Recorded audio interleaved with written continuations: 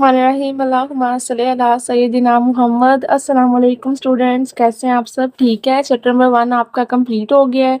आपके जो है सारे शॉर्ट क्वेश्चन, सारे एमसीक्यूज चैप्टर नंबर 1 में से जो कुछ आपके पेपर में आ सकता था वो सब आपको करवा दिया है। अब चलते हैं, बारी है आज चैप्टर नंबर 2 की, जिसका नाम है हमारी ज़िंदगी और कीमिया। बहुत इंपॉर्टेंट चैप्टर है और जो है आपका पेज नंबर 14 से चैप्टर स्टार्ट हो रहा है और जा रहा है पेज नंबर 27 तक। 26 एक्चुअली जो है ये 14 पेजेस का चैप्टर है और आपने आज पेज नंबर 14 से लेके हाफ चैप्टर करना है पेज नंबर 19 के टॉपिक लास्ट 20 के लास्ट टॉपिक पानी के खवास तक। यहाँ तक आज हमारा जो है वो टॉपिक बनता है। ठीक है, हाफ चैप्टर। तो चलें करते हैं स्टार्ट। अपनी अपनी बुक्स, अपनी अपनी पेंसिल्स निकाल लें, अपना होमवर्क आज का ले लें और इसे अच्छे तरीके से प्रिपेयर कीजिएगा। कल का टेस्ट बहुत अच्छा आपका होना चाहिए। सब कुछ निशान लगा लें। पढ़ते हैं। पहले आपका आता है सबसे पहला टॉपिक, ज़िंदगी के बुनियादी तामीराती एलिमेंट्स। ठीक है, इसके अंदर से अब अगर आप खुद तैयारी कर रहे हैं तो यकीनन आप जो है वो छोड़ ही देंगे ये कि क्या ही याद करना है इसके अंदर से, यहाँ से ही शुरू करेंगे एक्चुअली। लेकिन यही फ़र्क होता है जब कोई टीचर तैयारी करवाए और जब खुद से तैयारी करें, कि टीचर आपको गाइड करता है कि ये चीज़ भी करनी है, ये भी आती है पेपर के अंदर। 3 दफ़ा मैंने जो है बोर्ड के अंदर या ज़्यादा दफ़ा आई थिंक कि क्वेश्चन देखा है कि ज़िंदगी के बुनियादी तामीराती एलिमेंट्स क्या है। ये क्वेश्चन आया हुआ है और उसका जवाब आपने याद रखना है। आपने लिखना है ज़िंदगी के 3 बुनियादी तामीराती एलिमेंट्स हैं। एक है जी कार्बन, एक है हाइड्रोजन और एक है ऑक्सीजन। ये जो ब्लू हेडिंग्स है ना, सिर्फ ये नाम इसका जवाब है। ठीक है, और ये क्वेश्चन है, अपनी अपनी बुक के ऊपर लगा लें। एमसीक्यूज भी बहुत ज़्यादा दफ़ा आया हुआ है पेपर्स के अंदर और शॉर्ट क्वेश्चन भी लगातार मैंने देखा है कितने पास पेपर्स में कि ज़िंदगी के बुनियादी तामीराती एलिमेंट्स क्या है, कार्बन, हाइड्रोजन, ऑक्सीजन। उसके बाद क्वेश्चन आ जाता है जी कार्बन। ठीक है, कार्बन की कोई सी 2 गैसेस के नाम बताएं। ठीक है, ये आपने क्वेश्चन आता है तो आपने जवाब बताना है। कार्बन की 2 गैसें हैं, एक है कार्बन मोनोऑक्साइड और एक है कार्बन डाइऑक्साइड। दूसरा क्वेश्चन आप ये प्रिपेयर कर लें। ठीक है, उसके बाद आपका एक बहुत इंपॉर्टेंट क्वेश्चन या एमसीक्यूज क्या ले आता है कि कायनात में सबसे ज़्यादा पाया जाने वाला एलिमेंट कौन सा है, जिसका जवाब आएगा कायनात में सबसे ज़्यादा पाया जाने वाला एलिमेंट हाइड्रोजन है। या फिर आ सकता है दहकते सूरज में हाइड्रोजन पाई जाती है, दहकता सूरज हाइड्रोजन पर मुश्तमिल है। ये 2 बातें आपने हाइड्रोजन के बारे में याद रखती हैं कि एक तो कायनात में सबसे ज़्यादा पाया जाने वाला एलिमेंट है, दहकते सूरज में भी हाइड्रोजन गैस शामिल है। और इसकी ही बारे में मैंने ऐसे भी क्वेश्चन देखा है कि हाइड्रोजन की अहमियत क्या है या हाइड्रोजन के बारे में आप क्या जानते हैं। अब अगर वैसे ही क्वेश्चन आपकी नज़र में आएगा ना, शायद आपके माइंड में भी ना आए किस चैप्टर से आया है, कहाँ से आया है। तो ये यही छोटी छोटी लाइंस होती हैं जो कि इंपॉर्टेंट होती हैं, पेपर्स में आती रहती हैं लेकिन बच्चों की नज़र से नहीं गुजरती। इस तरह के सारे क्वेश्चन नोट कर लें। पहला था ज़िंदगी के बुनियादी तामीराती एलिमेंट्स क्या है, उसका जवाब था कार्बन, हाइड्रोजन, ऑक्सीजन। याद हो गया। फिर दूसरा था कार्बन की 2 गैसेस के नाम बताएं। आपको याद है कार्बन मोनोऑक्साइड और कार्बन डाइऑक्साइड। फिर आया हाइड्रोजन के बारे में आप क्या जानते हैं, यही कि कायनात में सबसे ज़्यादा पाया जाने वाला एलिमेंट हाइड्रोजन है और दहकते सूरज में भी हाइड्रोजन की गैस शामिल है। फिर आ जाता है ऑक्सीजन। ऑक्सीजन के बारे में बस आप यही याद रख लें कि सांस लेने के लिए सबसे ज़्यादा ज़रूरी गैस ऑक्सीजन है। ये बेरंग, बेबू और पानी मामूली हल्पजेर गैस है। बस ये 2 लाइनें। अगर आपसे क्वेश्चन पूछे जाए ऑक्सीजन के बारे में आप क्या जानते हैं या ऑक्सीजन की क्या अहमियत है, तो आपने यही जवाब बताना है, सांस लेने के लिए सबसे ज़रूरी गैस, यानी ज़िंदा रहने के लिए कह लें आप, सबसे ज़रूरी गैस ऑक्सीजन है। तो ये आगे थे इन गैसेस के बारे में एक एक 2 लाइनें जो कि बोर्ड में आती हैं, तो उनके ये जवाब होते हैं। ऑक्सीजन के बारे में ये 2 लाइनें लाजमी याद रखिएगा। अब आ जाते हैं पेज नंबर 15, जिसके अंदर बहुत इंपॉर्टेंट टॉपिक है रेस्पिरेशन। लॉन्ग क्वेश्चन में भी आ जाता है दोनों, ये दोनों रेस्पिरेशन और फोटोसिंथेसिस, और शॉर्ट में तो आते ही आते हैं। आपसे क्वेश्चन पूछा जाएगा रेस्पिरेशन की तारीफ करें या रेस्पिरेशन के बारे में आप क्या जानते हैं। यहाँ से आपने शुरू करना है। रेस्पिरेशन ऐसा अमल है जिसमें जानदार यानी कि जिंदा रहने वाले जो लोग हैं, इंसान, जानवर, पौधे, वो सब क्या करते हैं, पौधों से ऑक्सीजन लेते हैं, सांस लेते हैं। फिर खुराक में मौजूद ग्लूकोज की ऑक्सीडेशन से जिस्म को एनर्जी फ्राहम की जा सके, ताकि जो पौधे खाना बना रहे हैं ना, उनके अंदर ग्लूकोज होता है, उस ग्लूकोज को ऑक्सीडाइज करें और एनर्जी बना दें। खाने को जो है ना वो तोड़ के एनर्जी बनाएं और उसको फ्राहम करें। इसके अंदर आपने मसावात लाजमी याद रखनी है। इक्वेशन इंग्लिश मीडियम वालों ने, एनर्जी, पानी, कार्बन डाइऑक्साइड, 3 चीज़ें मिलाते हैं पौधों के अंदर, ठीक है। एनर्जी होती है खाने के बाद जो उनको मिलती है, पानी होता है जो हम उन्हें देते हैं, और कार्बन डाइऑक्साइड गैस हवा से वो लेते हैं और बनाते क्या है, ऑक्सीजन। सांस देने के लिए दूसरों को ऑक्सीजन बनाते हैं और ग्लूकोज बनाते हैं। और इसके अलावा ये भी आपने याद रखना है। अच्छा, ये अभी फिलहाल ये क्वेश्चन एक ही है, ठीक है। क्या क्वेश्चन है कि रेस्पिरेशन की तारीफ करें, यहाँ से आपने शुरू करना है और यहाँ तक आपका जवाब है। उसके बाद आप आ जाए फोटोसिंथेसिस की तारीफ करें। फोटोसिंथेसिस के बारे में आप क्या जानते हैं, यहाँ से आपने शुरू करना है और यहाँ तक इसकी भी डेफिनेशन और इसकी मसावात। अच्छा, अगर आप खाली तारीफ लिख देते हैं ना तो आपको पूरे नंबर नहीं मिलेंगे, आपको साथ में मसावात भी, इक्वेशन भी लिखनी पड़ेगी, लाजमी होती है। तो ये याद करने, अच्छे से वर्ड इधर उधर नहीं करने हैं। उसके अलावा यहाँ पे मैं एक और क्वेश्चन देख रही हूँ, ठीक है। आपने जो है वो याद रखना है, मैं आपको बाद में बताती हूँ। पहले आ जाते हैं कार्बन की तरफ, ठीक है। अब जो है वो आपने देखना है कार्बन और उसकी अहमियत, ठीक है। बहुत इंपॉर्टेंट टॉपिक है, यहाँ से आपसे क्वेश्चन पूछा जाएगा कि कार्बन की खास बात क्या है, ठीक है। तो आपने यहाँ से बताना है कार्बन की खास बात या मुनफरिद सलाहियत क्या है, ये सवाल होगा। यहाँ आप लिख लें कार्बन की खास बात। और बहुत इंपॉर्टेंट क्वेश्चन है, अक्सर जो है ज्यादातर ये क्वेश्चन पास्ट पेपर्स में देखा गया है।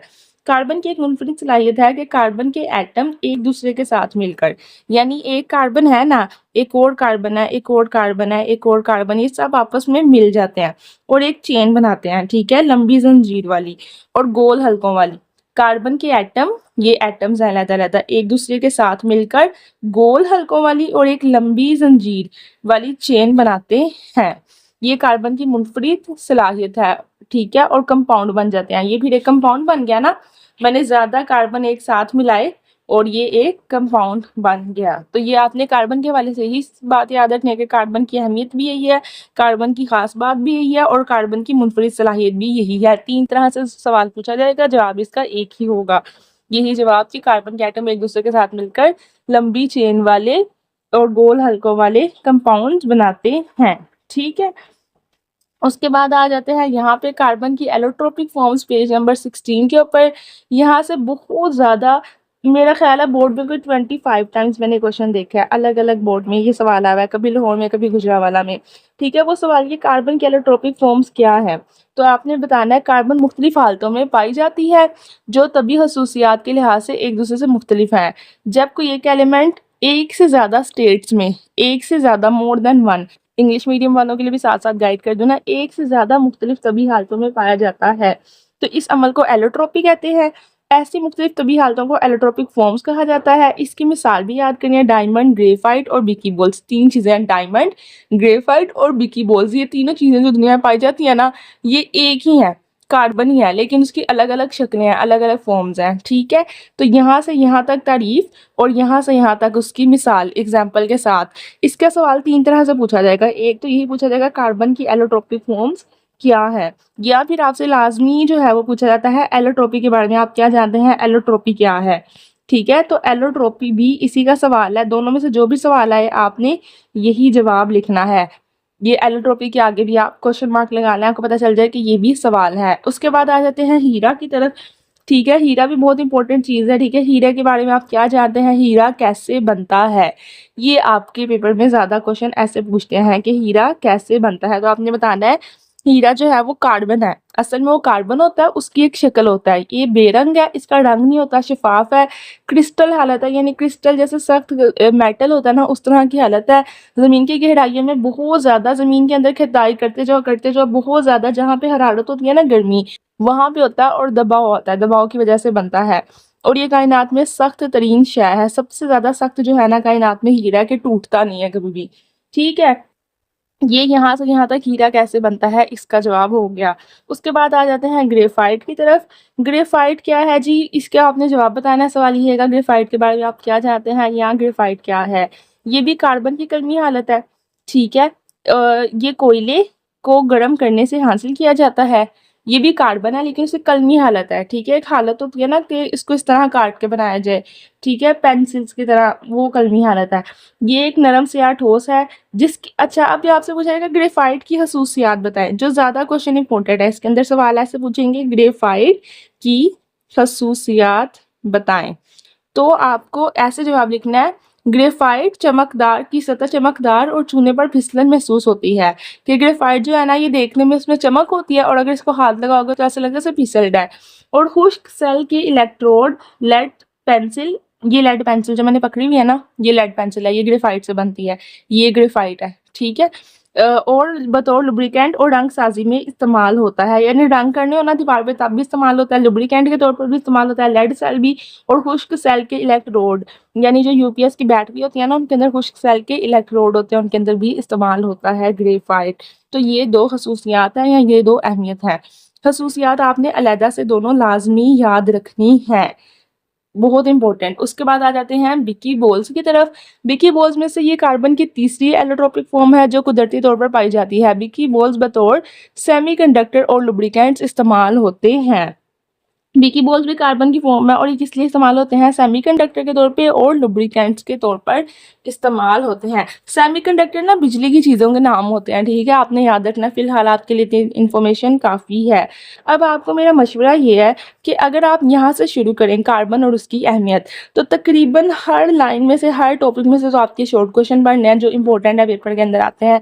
आपको क्वेश्चन के नाम याद होने चाहिए कि जैसे ग्रेफाइट की खसूसियात पूछी हैं, हो सकता है आपको पैराग्राफ याद हो लेकिन आपको पता ही ना हो कि ये दो बातें इसकी खसूसियात हैं, तो आपने नाम याद रखने हैं कि ये वाले सवाल का ये सवाल बन के आएगा। उसके अलावा आप ये करें कि आप ना वैसे तो दूसरे चैप्टर के लॉन्ग क्वेश्चन नहीं कर रहे, आपने तीसरे चैप्टर का ही लॉन्ग क्वेश्चन किया है, लेकिन फिर भी अगर आपने शॉर्ट क्वेश्चन सारे याद कर ही लिए तो अगर पेपर में क्वेश्चन आ गया कार्बन और उसकी अहमियत के बारे में आप क्या जानते हैं, तफसीली सवाल आ गया, लॉन्ग आ गया, तो आपने यहाँ से शुरू करके यहाँ तक जितने शॉर्ट याद किए ना सारे इकट्ठे करके लिख देना, आपका एक लॉन्ग बन जाएगा, एक तफसीली सवाल बन जाएगा, ठीक है ना। आप सारे याद करके लिख लेंगे, शॉर्ट में तो आपने याद कर ही दिया है, एक एक्स्ट्रा लॉन्ग आपको याद हो जाएगा।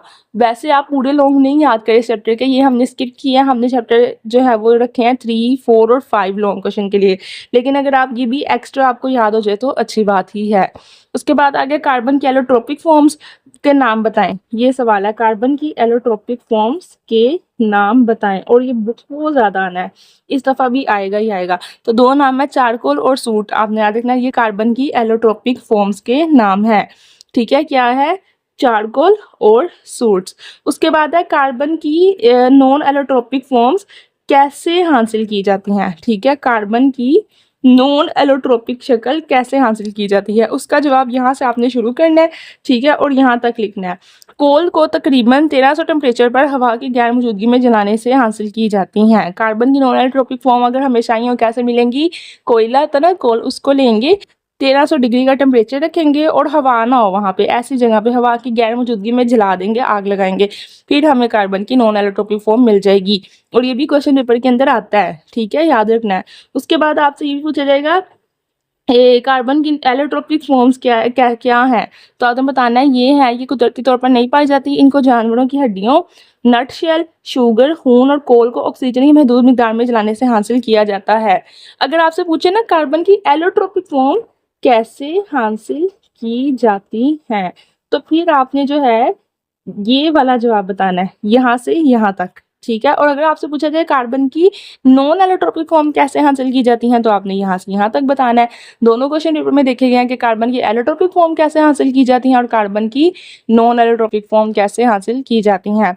उसके बाद आ जाता है नामियाती कीमिया, बहुत इंपॉर्टेंट है, अक्सर जो है आप लिख लेंगे 17 टाइम्स, पास्ट पेपर के अंदर ये क्वेश्चन आया है, नामियाती कीमिया क्या है, इसकी तारीफ करें, तो आपने यहाँ से शुरू करना है। ऐसे अक्सर कंपाउंड्स में हाइड्रोजन, बहुत से कंपाउंड में ऑक्सीजन होती है, चंद ऐसे कंपाउंड जिनमें कार्बन मौजूद हो लेकिन का शुमार ऑर्गेनिक कंपाउंड्स की फहरिस्त में नहीं किया जाता, कार्बन मोनोऑक्साइड, कार्बन डाइऑक्साइड, यहाँ से लेके यहाँ तक। ऑर्गेनिक केमिस्ट्री क्या है इंग्लिश मीडियम वालों के लिए, उसकी डेफिनेशन ये पैराग्राफ, और नामियाती कीमिया उर्दू मीडियम वालों के लिए उसकी डेफिनेशन। और मोस्ट इंपॉर्टेंट, अभी तक मैंने 2 सवाल लिखवाए जो मोस्ट इंपॉर्टेंट है, एक 25 टाइम ये वाला कार्बन के एलोट्रोपिक फॉर्म्स क्या है, और एक ये वाला नामियाती कीमिया 17 टाइम्स। उसके बाद आ जाते हैं आपके कार्बन के कंपाउंड्स की इकसाम, इसमें से ना आपने सिर्फ ये 4 चीज़ें याद रखनी है, पेंट्स, प्लास्टिक, कार्बोहाइड्रेट्स वाली गज़ा और अद्वियात, ये 4 नाम, ठीक है, ये आपने याद रखने हैं। इनका सवाल आपसे पूछा जाएगा कि कार्बन के कंपाउंड्स के नाम बताएं, ठीक है, ये क्वेश्चन है, इसके आगे क्वेश्चन मार्क लगा लें। कार्बन के कंपाउंड्स के नाम बताएं और ये चारों उनके नाम है। इस पूरे चैप्टर में से ना सिर्फ आपने यही करना था कि आपने कार्बन के कंपाउंड्स के नाम बताने थे। और उसके बाद इसके अलावा अगर आप 5 लिखना चाहें, एक खुद से लिख देना हाइड्रोकार्बन। ठीक है, ये हाइड्रोकार्बन के भी नाम है, कार्बन और ऑक्सीजन के कंपाउंड्स हैं। सवाल ये भी पूछा जैसे हाइड्रोकार्बन्स किन्हें कहते हैं, तो आपने इसी टॉपिक के अंदर कहीं सवाल है, लेकिन वो ऐसे मैंने लिख दिया है, कार्बन और ऑक्सीजन के कंपाउंड्स को हाइड्रोकार्बन्स कहते हैं। उसके बाद आ जाता है जी पानी के खवास। अब पानी के खवास के अंदर सबसे पहले आपने तारीफ याद करनी है पानी की, बहुत इंपॉर्टेंट। पानी क्या है, सवाल पूछा जाएगा पानी की तारीफ करें या पानी क्या है। ठीक है, डिफाइन पानी, डिफाइन वाटर। तो यहाँ से आपने शुरू करना और यहाँ तक, ये आपका बहुत इंपॉर्टेंट सवाल है। पानी बेरंग होता है, बेबू होता है, उसकी कोई जायका नहीं होता, उसकी कोई खुशबू नहीं होती। इसका फ्रीजिंग पॉइंट जो है वो 0 डिग्री होता है और बॉइलिंग पॉइंट 100 डिग्री। 100 डिग्री पे ये उबल जाता है और 0 पर ये जम जाता है। ये थी पानी के बारे में 2 बातें जो कि बहुत इंपॉर्टेंट और इसकी तारीफ में शामिल है। उसके बाद ये सवाल, अब ये जो है ना कोई 75 टाइम्स आपने पास्ट पेपर के अंदर आया हुआ है, तो सबसे ज्यादा पूरे चैप्टर के अंदर यही क्वेश्चन इंपॉर्टेंट है। वो क्वेश्चन ये है, बर्फ पानी पर क्यों तैरती है। बर्फ, ठीक है, पानी की सतह पर क्यों तैरती रहती है। अगर हम बर्फ को पानी के अंदर रख दें, सिंक के अंदर पानी भर दो और ऊपर बर्फ रख दो, वो तैरने लग जाएगी। क्यों तैर रही है, तो यही जवाब, इसके अंदर काफी टेक्निकल जवाब है, समझाऊंगी तो समझ नहीं आएगा, रट्टा लगा लें। यहाँ से इस पैराग्राफ से आपने स्टार्ट करना है और यहाँ तक आपने ये जवाब याद करना है। बहुत इंपॉर्टेंट सवाल है। अब यहाँ तक ना आपके 21 क्वेश्चन हो चुके हैं अभी तक हाफ चैप्टर के अंदर, मैंने लिखा हुआ इंपॉर्टेंट और 21 क्वेश्चन नंबर। उसके बाद बस 2 और आते हैं क्वेश्चन, तो 23 क्वेश्चन आपके इस चैप्टर, हाफ चैप्टर में से पूरे बनने हैं। अब आप कहेंगे टीचर बहुत ज़्यादा क्वेश्चन है, बहुत ज़्यादा जो है वो काम ड्रैग हो रहा है, लेकिन ये बात मैं आपको बता दूं, मेरी आपको 100 नहीं 1000% गारंटी है, अगर आपके पेपर के अंदर कोई सवाल इनसे बाहर नहीं आएगा, जिस दिन आपका पेपर आएगा ना, अगले दिन मैंने एक जगह क्वेश्चन पेपर रखना है हर बोर्ड का, एक दिन अपनी बुक रखनी है एक जगह, और बताना है कि देखिए कौन सा क्वेश्चन है जो मेरे बताए क्वेश्चन से बाहर आ रहा है। जिस बच्चे ने सिर्फ यही क्वेश्चन तैयार कर लिए ना, उसके सारे शॉर्ट क्वेश्चन मेरी तरफ से 1000% कंप्लीट है, उसके पेपर के अंदर पूरे नंबर आएंगे, 1 नंबर भी कम नहीं आएगा। लेकिन बताना मेरा काम है, याद करना आपका काम है। आगे आपसे जी क्वेश्चन यहाँ से आएगा कि आप यहाँ से पहले तो ये इंटरेस्टिंग इन्फॉर्मेशन होती है ना साइड पे, ये एक्स्ट्रा पैराग्राफ याद कर ले। ये पेपर के अंदर बहुत ज्यादा आता है। एक नौजवान आदमी का जिस्म जो है ना, उसके अंदर 35 लीटर पानी होता है, ठीक है, और कुल वजन का करीबन 2/3 हिस्सा बनता है, यानी एक इंसान के अंदर तकरीबन 2/3 सिर्फ और सिर्फ पानी ही होता है पूरा। लड़कियों में पानी के तनासुब की मिकदार कुछ कम होती है। इसकी वजह है कि कुछ अद्वियात लड़कों की निस्बत लड़कियों पर ज़्यादा जल्दी असरअंदाज होती हैं। लड़कियों के अंदर ना पानी कम होता है जिस्म में, और लड़कों के अंदर पानी ही पानी होता है, ठीक है, जिस्म के अंदर। तो उन पे लड़कियों पे दवाइयाँ जल्दी असर कर जाती हैं कि पानी कम है, दवाई असर कर जाएगी, लड़कों के अंदर आहिस्ता आहिस्ता असर करती है। सवाल यही होगा, क्या वजह है कि अद्वियात लड़कियों की निस्बत लड़कों पर ज़्यादा जल्दी असरअंदाज करती हैं, ये सवाल होगा, और आपने उसका ये जवाब लिखना है कि उनके अंदर पानी कम होता है और एक इंसान के अंदर इतना होता है, और 2/3 हिस्सा तो पानी ही पानी होता है एक इंसान में। तो ये भी सवाल पेपर के अंदर देखा है मैंने, इसलिए मैंने बता दिया। उसके बाद आगे, पानी की बलाई सतह के बर्फ में तब्दील होने के बावजूद नीचे बदस्तूर हालत में रहता है। बर्फ के नीचे की तह में पानी हल पजेर हवा समुद्री हयात की सांस लेने के काम आती है। अब सवाल है, पानी के नीचे समुद्री हयात सांस कैसे लेती है, ये सवाल आपका आएगा। और ये भी बहुत ज्यादा आया हुआ है, बहुत ज्यादा, कि पानी के नीचे जो समंदर के अंदर मखलूक है, समंदर के नीचे इतने पानी के अंदर वो डूब क्यों नहीं जाती, मर क्यों नहीं जाती, वो जिंदा रहती है, सांस लेती है, कैसे।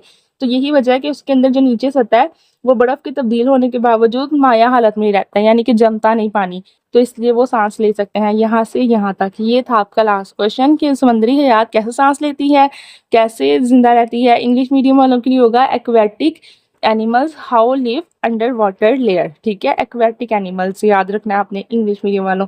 तो ये थे आपके 23 क्वेश्चन आज के टॉपिक के, बहुत इंपॉर्टेंट चैप्टर नंबर 2 के, सारे तैयार करें। और मेरे टेस्ट के अंदर से ही ये जो मैं बता रही हूँ ना, ये बोर्ड के पक्के पक्के गैस हैं, इनसे बाहर आपका कोई क्वेश्चन नहीं आएगा। सिर्फ आप रोज की मेरे साथ 15 दिन 10 दिन यही तैयारी करते जाना, तो आपके पेपर के नंबर 1000% कन्फर्म है। गोल्डन चांस आपके लिए मिस नहीं करना।